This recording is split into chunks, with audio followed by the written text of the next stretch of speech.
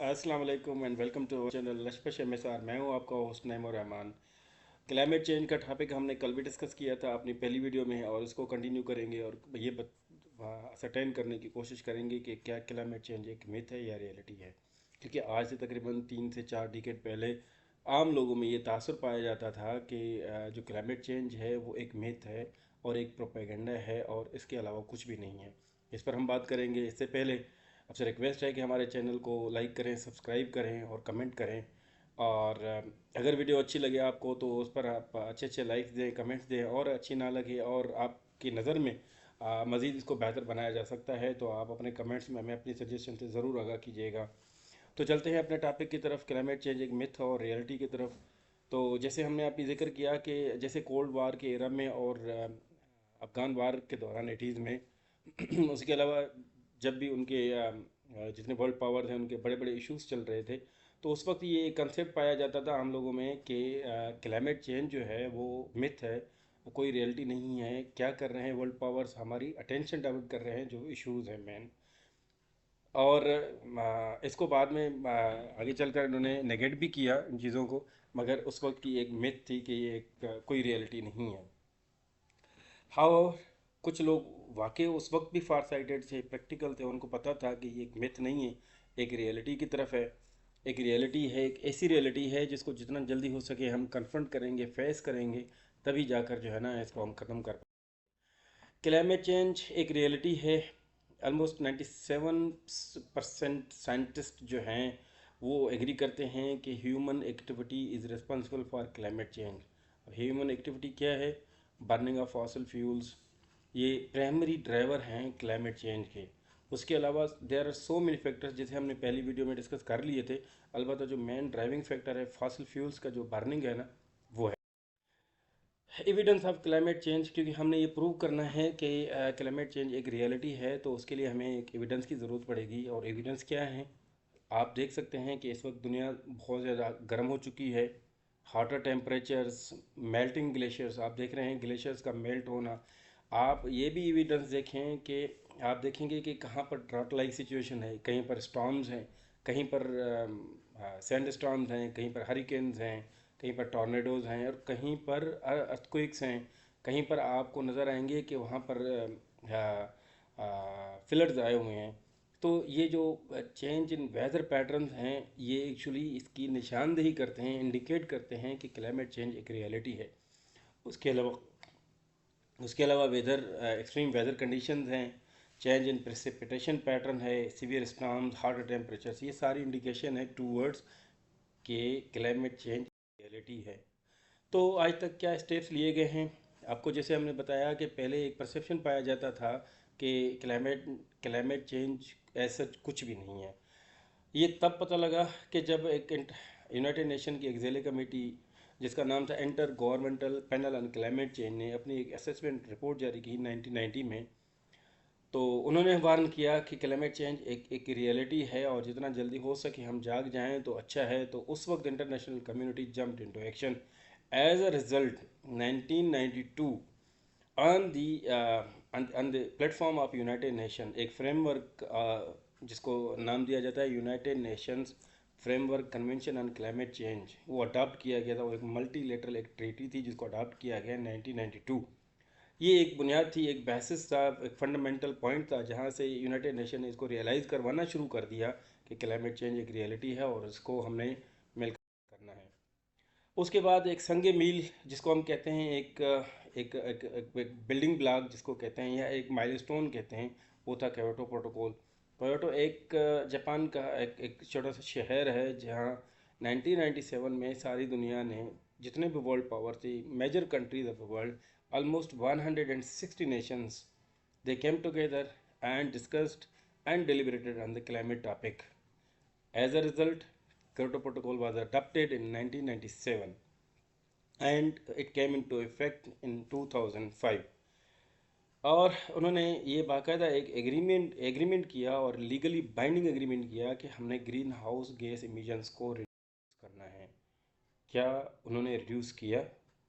इस पर बात करेंगे, मगर इससे पहले देखेंगे कि क्योटो प्रोटोकॉल की क्या सिग्निफिकेंस है as far as climate change is concern. For the first time, it established gas emissions targets. Apart from that, it promoted international cooperation among countries कि आपने क्लाइमेट चेंज को इंडिविजुअली सिंगल हैंडेडली आपने कभी भी इसको master को ना mitigate कर पाएंगे ना इसको ख़त्म कर पाएंगे, तो आपने कोऑपरेशन सी डेवलप करनी है और उसी के पैटर्न पर आपने इस थ्रेट को मिटिगेट करना है। उसके अलावा इन्होंने एक मॉनिटरिंग मैकेनिज्म से बनाया कि इमिशंस के पैटर्न को देखा जाएगा कि रिडक्शन किस लेवल पर हो रही है, क्या वो टारगेट्स अचीव हो रहे हैं या नहीं हो रहे। इसके अलावा एक एक अहम जो एलिमेंट था क्योटो प्रोटोकॉल का वो ये था कि it established A framework for compliance. इन्होंने एक फ्रेमवर्क सा डेवलप किया कि हमने जो कंप्लायंस है कि कंट्रीज़ उस कंप्लायंस की तरफ जा रहे हैं या नहीं जा रहे। सिमिलरली हम देखेंगे कि क्योटो प्रोटोकॉल वो रिक्वायर्ड सक्सेस क्यों नहीं दे पाया। अलबत्ता हमारी नज़र में क्योटो प्रोटोकॉल एक बहुत बड़ा संग मील है, माइल स्टोन था, और उन्होंने वाकई कंट्रीज़ को रियलाइज़ करवाया, सीरियसली रियलाइज़ करवाया कि no, the matter is serious and it requires seriousness from all and sundry. तो क्या क्या वजूहत थी कि वो डिज़ायर्ड रिजल्ट हम नहीं ले पाए क्योटो प्रोटोकॉल से। उसकी मेन वजह थी कि despite commitment from the industrial countries they fail to reduce gas emissions. Major failure, major जो एक फैक्टर था जो टारगेट्स को हम अचीव नहीं कर पाए, वो ये था कि जो इंडस्ट्रियल कंट्रीज थी उन्होंने उसको अडेयर नहीं किया प्रोटोकॉल्स को, और उन्होंने वो एमिशंस का जो रेट है वो रिडक्शन में उन्होंने कोई इतना कादर ख्वाह एक रोल प्ले नहीं किया। और दूसरी इंपॉर्टेंट वजह, और मेरी नज़दीक सबसे इंपॉर्टेंट वजह ये थी कि United States and Australia were the only major developed nations to sign but not ratify the Kyoto protocol. जब ये देखा जाए ना कि आपके आपके मेजर वर्ल्ड पावर्स जो हैं वो एक चीज़ को सीरियसली नहीं ले रहे ना, तो जितनी बाकी नेशन हैं ना वो भी दे टू द लाइन। तो ये क्या हुआ, जब यूनाइटेड स्टेट्स एक एक उस वक्त सुपर पावर थी और उन्होंने जब इसको सीरियसली लेना छोड़ दिया तो बाकी नेशन ने भी उसको छोड़ दिया। तो अकॉर्डिंगली क्या हुआ, वो प्रोटोकॉल्स को उसी लाइन ऑफ एक्शन पर, उसी पैटर्न पर फॉलो नहीं किया गया जिसकी उसकी जो उसकी रिक्वायरमेंट थी।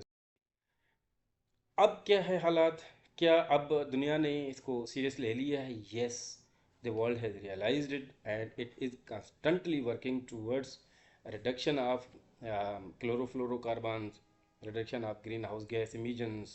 They are also working towards forestation and implementing sound policies toward the to check deforestation activities.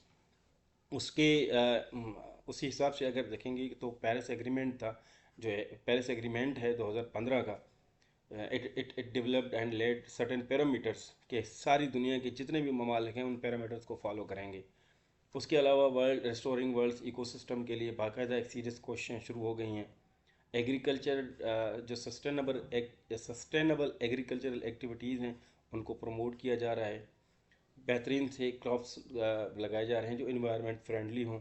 इसी के अलावा फॉरेस्ट मैनेजमेंट के जितने भी साइंस है या जितने भी मेथड्स हैं वो इनको इम्प्लीमेंट किया जा रहा है। अवेयरनेस मैसिव लेवल पर एक शुरू हो गई है, ऑलमोस्ट हर एक बंदे तक, हर एक इंसान तक ये बात पहुंचाई गई है कि ये एक सीरियस मैटर है, इट रिक्वायर सीरियसनेस। उसके अलावा अगर अगर ये एक चीज़ मैंडेटरी कर दी जाए कि हर बंदा, हर एक इंसान, हर एक चलता फिरता जो इंसान है वो अपने हिसाब से 10 प्लांट करेगा, ट्रीज़ प्लांट करेगा और उनकी परवरिश करेगा, ये हर साल के लिए टारगेट हो, ताकि 8 बिलियन की जो पॉपुलेशन, वर्ल्ड पॉपुलेशन है, ये इसको हम अगर एनुअली देखें तो ये मल्टीप्लाई होते जाएंगे।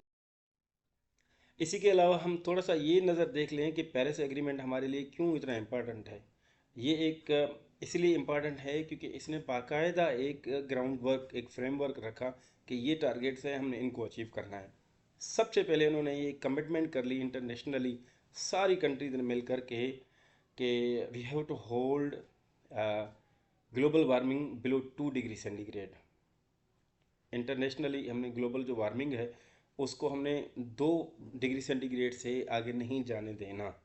इसके अलावा एनडीसीज़ डेवलप की गई। एनडीसीज़ के लिए ये कहा गया कि भाई ये एनडीसीज़ जो हैं वो वर्क करेंगी, ये रिडक्शन, इसको कहते हैं नेशनली डिटरमाइंड कंट्रीब्यूशंस। ये बाकायदा एक कंट्रीब्यूशंस ही एक्सेप्ट की गई कि हमने इनको इंटरनेशनल लेवल पर, नेशनल लेवल पर इम्प्लीमेंट करना है। इसके अलावा मिटिगेशन एंड कार्बन मार्केट का एक कंसेप्ट लाया गया कि कार्बन मार्केट को देखा जाएगा कि एमिशंस कहाँ ज़्यादा हो रही हैं और कंट्रीज़ कौन सी अफेक्ट हो रही हैं, तो उसका जो वो कोलेटरल डैमेज है उसको एक पस मंज़र में देखा जाएगा। फिर adaptation and loss and damage है कंट्रोल, वो देखा जाएगा कि कहाँ पर क्या लॉस को और डैमेज को कंट्रोल करने के लिए क्या एक्टिविटीज़ अडाप्ट करनी होगी, क्या हमने वहाँ पर एक स्टेप्स उठाने होंगे।